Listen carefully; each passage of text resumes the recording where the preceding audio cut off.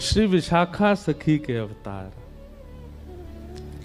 निकुंज में दो सखी प्रधान हैं, एक श्री ललिता जी और दूसरी श्री विशाखा जी। श्री ललिता जी हमारे ब्रजमंडल में स्वामी श्री हरिदास जी के रूप में प्रकट हुई और श्री विशाखा जी हमारे ब्रजमंडल में श्री हरिराम व्यास जी के रूप में प्रकट हुई। इन निकुंज की दो अली हैं, दो सखी हैं। वास्तव में ठाकुर जी को किशोरी जी को निहारनो प्रिय है। बहुत ध्यान से सुनियो सब लोग। ठाकुर जी की नित्य उपासना क्या है? किशोरी जी को निहारना, बस। पर किशोरी जी की नित्य उपासना ठाकुर जी को निहारना नहीं।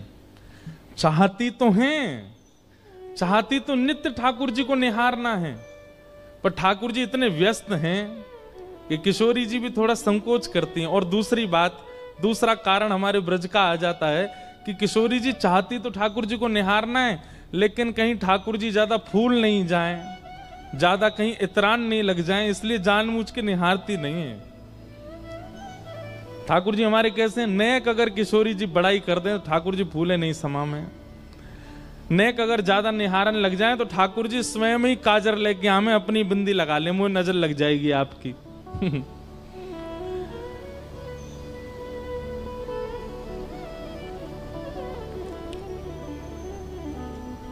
तो ठाकुर जी का नित्य उपासना किशोरी जी के दर्शन है और किशोरी जी की नित्य उपासना ठाकुर जी के दर्शन है, पर नित्य निहारती नहीं। तब किशोरी जी क्या करती हैं? वे सन्मुख बैठा करके श्री ललिता जी को देखती हैं और विशाखा जी को देखती हैं।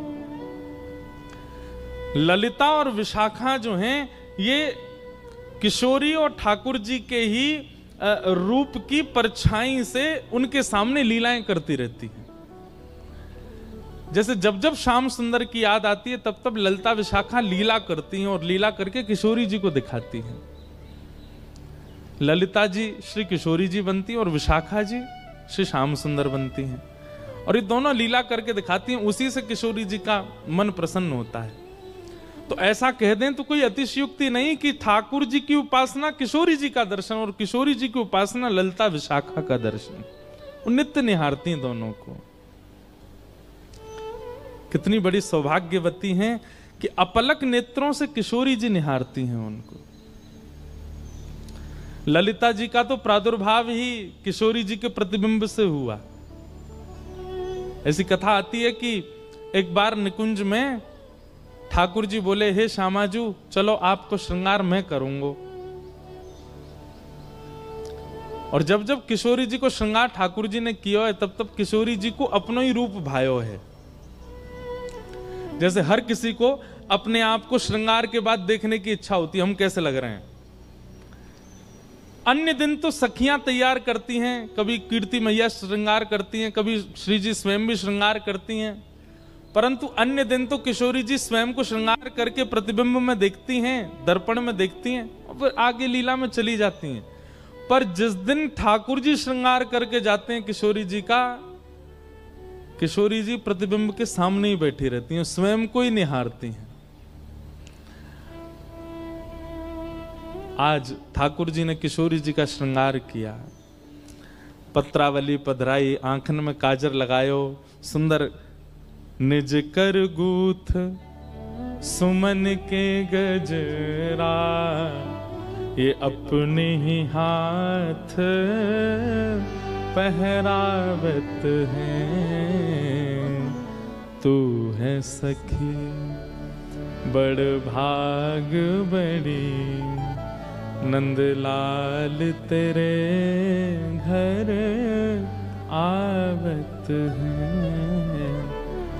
जैसे घर में देखा है ना, कभी बहनें बैठी हैं एक दूसरे के केश गूंथती हैं, ऐसे किशोरी जी बैठी हैं और ठाकुर जी उनके केश गूंथ रहे हैं। और किशोरी जी को आज इतना सुख मिल रहा है, इतना इतना आनंद है, पर प्रकट नहीं करती हैं। ठाकुर जी ने श्रृंगार किया और सुंदर पुष्प ला करके किशोरी जी के केशन में ऐसे सुंदर सुंदर गुच्छ बना करके श्रृंगार किया, और जैसे ही दूर से प्रतिबिंब लेकर के श्याम सुंदर आए, बोले हे श्यामाजू विराजो, देखो मैं आपको दर्पण दिखाऊं। और जैसे ही ठाकुर जी ने प्रतिबिंब दिखायो, किशोरी जी तो निहारती रह गई अपने स्वरूप को।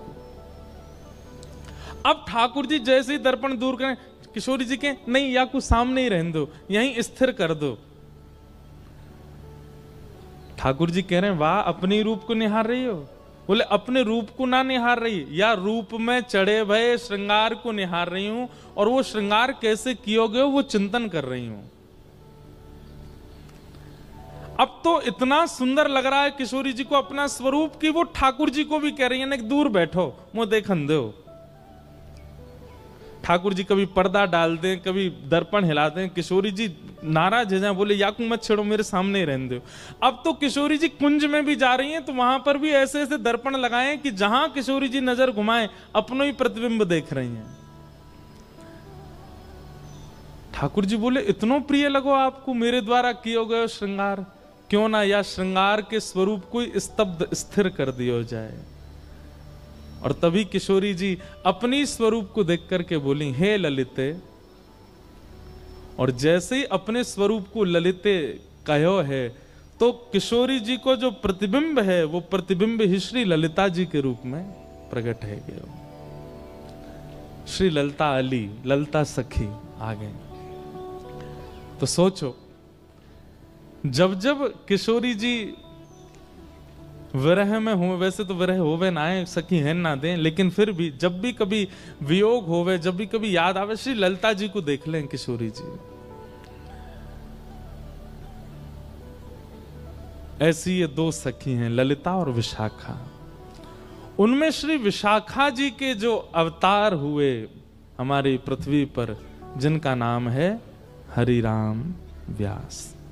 हरिराम व्यास, श्री हरिराम व्यास जी के लिए श्री नाभा गोस्वामी जी कहते हैं, उत्कर्ष तिलक अरुदाम को भक्त इष्ट अति व्यास के, काहू के आराध्य मच्छ कच्छ नर हरि सूकर, बामन फर साधरन सेतु बंधन जू शैल कर, एकन के यह रीत नेम नवधासों लाए, सुकुल सुमुखन सुवन अच्युत गोत्री जो लढ़ाए, नौ गुण तोरी नूपुर हो महत सभा मधिरास के, उत्कर्ष तिलक अरु भाल के, उत्कर्ष तिलक अरुदाम को भक्त इष्ट अति व्यास के। श्री हरिराम व्यास। एक बात याद रखिएगा, भक्तमाल जी में श्री नाभा जी ने भगवान के भक्तों को केवल भक्त कहा, लेकिन हरिजनों के भक्तों को श्री नाभा गोस्वामी जी भक्त राज कहते हैं। बहुत ध्यान से सुनिएगा, जो ठाकुर जी के भक्त हैं श्री नाभा जी कहते हैं ये केवल भक्त हैं, इनकी उपाधि केवल भक्त की है, लेकिन जो ठाकुर जी के भक्तों के भक्त हैं ये भक्त राज हैं, ये भक्तन के राजा हैं।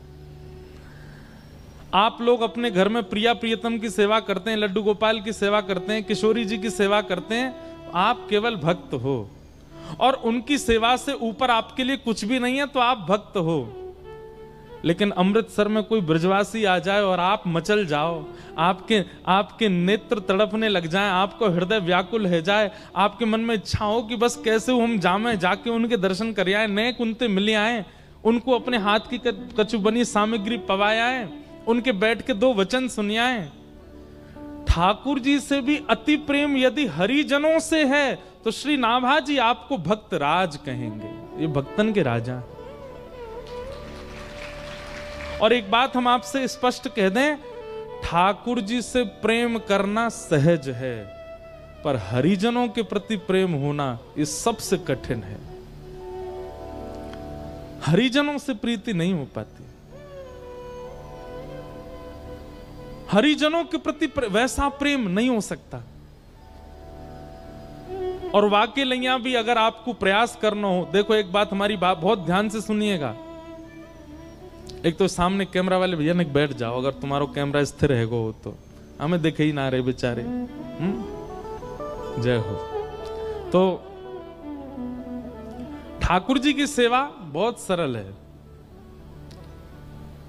सवेरे 7 बजे मंगला करते हो, किसी दिन 8 बजे कर दोगे तो ठाकुर जी नाराज नहीं होंगे।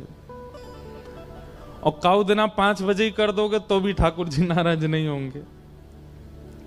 ठाकुर जी को राजभोग में कढ़ी चावल खवा दो तो भी ठाकुर जी राजी हैं। ठाकुर जी को केवल दही भात खवा दो तो भी राजी हैं। कुछ नहीं तो दूध को भोग लगा दो तो राजी हैं।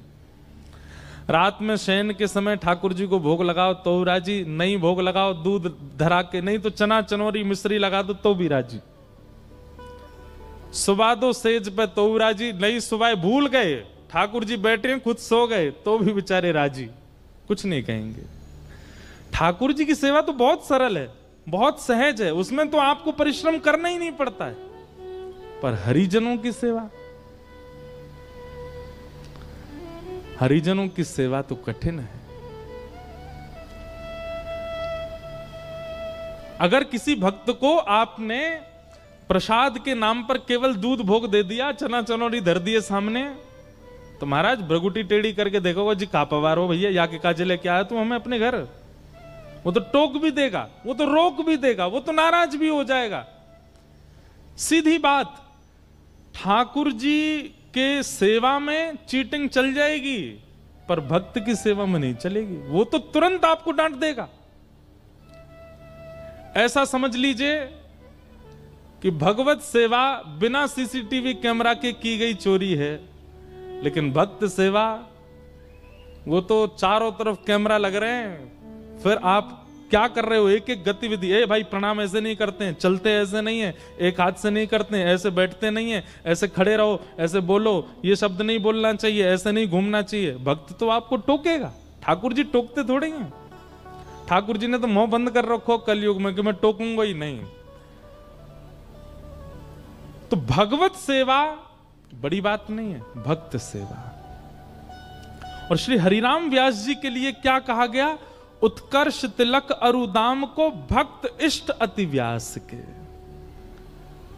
व्यास जी के इष्ट कौन है, भक्त। इसलिए हमारी प्रार्थना भैया, जैसे मंदिर में आप अपराध ना बन जाए इसका ध्यान रखते हो, मंदिर में आपसे कोई दोष ना हो जाए इसका ध्यान रखते हो, ऐसे ही कभी किसी भक्त का आपके चित्त में दुर्भाव ना आ जाए ये भी ध्यान रखो। कोई तिलकधारी हैं, कोई कंठी पहने हैं, कोई ब्रज से प्रेम करने वाले हैं, और उनकी किसी भावना पर आपके चित्त में प्रश्न चिन्ह आता है कि ये कैसे कर रहे हैं, ये अपराध है। हरि से भी ज्यादा कठिन हरिजनों का भक्त होना।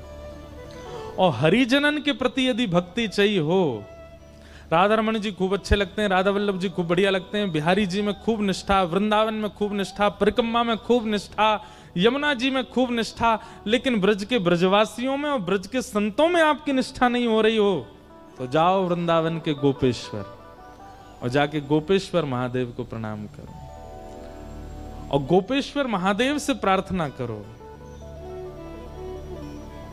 गोपी प्रेम की भिक्षा दीजिए, कैसे हूँ मोहे अपनों कर लीजिए।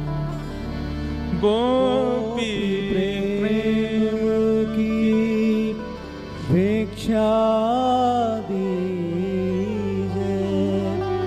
कैसे हूँ मोहे अपनों कर लीजिए। हमारे वृंदावन के